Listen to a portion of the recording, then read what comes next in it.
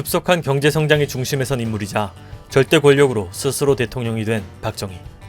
아직까지도 극과 극의 평가를 받는 인물이나 마지막은 참 비극적입니다. 11.6을 주도한 김재규 역시도 양단의 평가를 받게 된 인물이죠. 혼란에 빠진 시기 다시 한번 신군부가 권력을 찬탈하며 수사를 종료한 11.6. 그렇기 때문에 권력에 눈이 멀어 사치에 빠졌던 분으로만 그리는 건 조금 무리가 있다는 견해입니다. 물론 찬양하자는 것 또한 아니고요. 이전에 김재규에 대해서는 한번 다뤘었는데요. 오늘은 잘 알려지지 않은 이야기를 해보려고 합니다. 11.6 사건의 중심에서 김재규를 끝까지 믿고 따랐던 충직한 부하들 박흥주, 박선호입니다.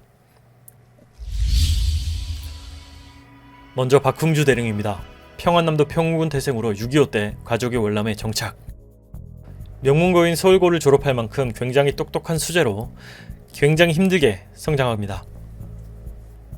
명문대 진학도 가능했지만 등록금 걱정이 없는 육군사관학교로 진학하게 됩니다. 굉장한 엘리트여서 졸업하자마자 관측 장교가 아닌 전포대장에 보임됩니다. 이후 발령지에서 전속 부관을 맡게 되는데 이때 맞이하게 되는 사람이 김재규. 사단장인 김재규를 만나게 되며 신복으로 여러 업무들을 행하게 됩니다. 앞서서도 말씀드린 대로 굉장히 똑똑한 것으로 명망이 높았던 박흥주는 능력까지 인정받아 1978년 39세라는 아주 어린 나이에 무려 대령을 달게 됩니다. 동기들 사이에서도 육군 참모총장감으로 소문이 자자할 만큼 유명 인사였다고 합니다. 여담입니다만 쿠데타 세력의 주 공통 불만 중 하나가 늦은 진급임을 생각해본다면 굉장히 이례적이죠. 김재규는 박흥주의 능력을 알아봤고 박흥주는 김재규의 인품에 크게 따랐다고 합니다. 이윤의 끈은 김재규의 요청으로 중앙정보부 수행비서로 중앙으로 진출. 날아가는 새도 떨어뜨린다는 중앙정보부에 있었음에도 굉장히 청렴하고 신념이 대단한 분인 것은 초특급 승진에 중앙정보부 대령이라 재물 욕심이 있었다면 충분히 부를 모을 수 있는 상황이었습니다만 그의 거처는 차로 갈 수 없는 산꼭대기 12평 작은 판잣집에서 살았다고 합니다. 그런 그의 인품에 청렴함까지 가지고 있어서 주변의 칭찬이 매우 대단한 사람이었다고 합니다. 사건 이후 정권을 잡은 전두환이 세력이자 육사 동기 장세동의 걱정에도 잘 드러납니다.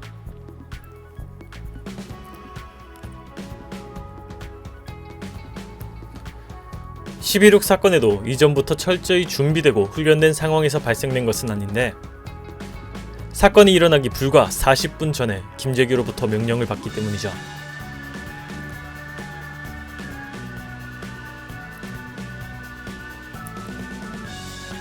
굉장히 큰 사안이었음에도 아무런 군말 없이 명령을 따랐다고 합니다.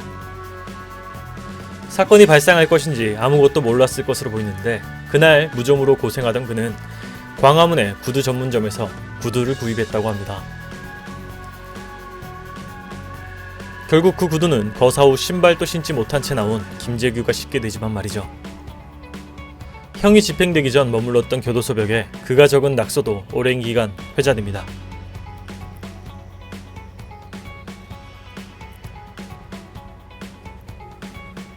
형이 집행되기 전에도 모진 고문을 당한 것으로 알려져 있으나 끝까지 의연한 모습을 보였습니다. 선처를 바라던 가족의 바람은 눈물에 젖어 탄원하기 이르지만 그런 바람이 무색하게도 관련 사건이 재판 중임에도 이례적으로 형이 집행됩니다.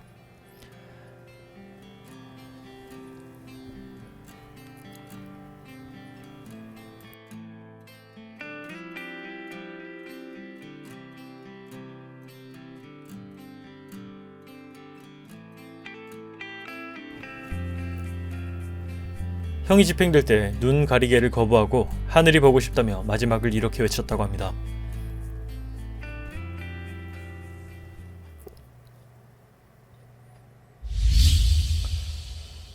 (1934년) 경북 청도 출생으로 일반적인 가정에서 평범하게 성장합니다. 중학교에 진학하며 존경하는 평생의 선생님을 만나게 됩니다. 바로 김재규. 미군과 체육대회에서 문제를 일으켜 면직되며 대륜중학교에 체육교사로 지낸 시기죠. 이때 사제지간이 되며 김재규를 크게 따랐고 존경하는 선생님으로 모셨다고 합니다.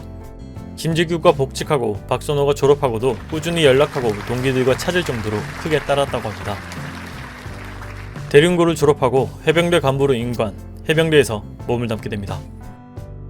해병대 사령부가 해체되고 해군에 예편되면서 해군 보병대령으로 지내던 중에 은사이던 김재규의 추천으로 중앙정보부 총무과장을 시작으로 첫 인연을 시작합니다. 첫 동행은 길지 못했는데 김재규가 건설부 장관에 임명되고 박순호는 부산집으로 발령났기 때문이죠. 이 시기 도청 사실에 연루되어 면직되는 위기를 맞게 됩니다. 1년간 실업 상태로 지내던 그에게 또 손길을 내민 건 중앙정보부 조장이 된 김재규. 주베일 항만 건설 현장에서 안전차장으로 근무하게 됩니다. 오랜 군인 생활로 회사 문화에 적응하지 못한 박순호는 결국 8개월 만에 사표를 냅니다. 귀국 후에 모아놓은 재산으로 유류 수입 회사를 운영하지만 그마저도 석유파동 발생으로 좌절. 다시 한번 김재규의 손길로 중앙정보부로 복귀합니다. 그때 맡은 직함이 비서실 의전과장. 의전을 책임지는 의전과장이었지만 실상은 박정희의 술자리를 총괄하는 일에 가까웠고 평소 신실한 기독교인이던 박순호는 양심의 책임감을 느껴 매우 힘들어했다고 합니다. 당시 의전과장은 진급이 빠른 직책이었음에도 몇 번이고 사의를 표할 정도로 힘들어했다고 합니다. 그때마다 김재규가 그를 다잡았고 꾹 참으며 근무를 이어가던 상황. 박순호 역시 박흥주와 마찬가지로 사건 발생 40분 전에 명령을 받게 됩니다.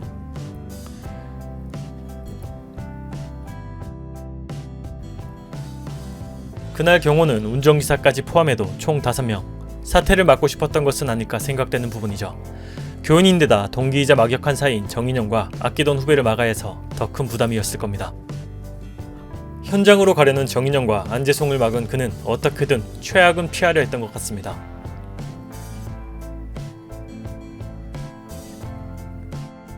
평소에도 해병대에 대한 사랑과 자부심이 컸는데 이는 법정에서도 그대로 드러납니다.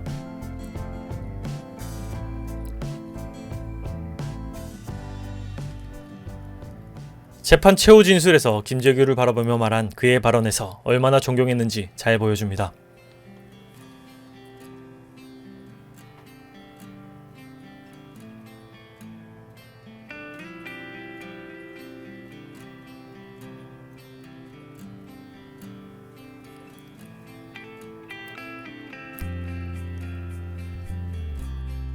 두 분은 최악의 결과를 맞았습니다. 허나 끝까지 믿음과 존경을 잃지 않는 모습에서 과오를 떠나 굉장히 대단한 분이라는 생각마저 듭니다. 매번 죄가 없고 모른다고만 하는 사람들과는 격이 다른 레벨 말이죠. 유형을 알면서도 따르고 최고형이 청할 것을 알면서도 끝까지 의연했던 박흥주, 박순호 대령이었습니다. 재밌게 보셨나요? 구독과 좋아요는 큰 힘이 됩니다. 많은 구독과 좋아요 부탁드립니다.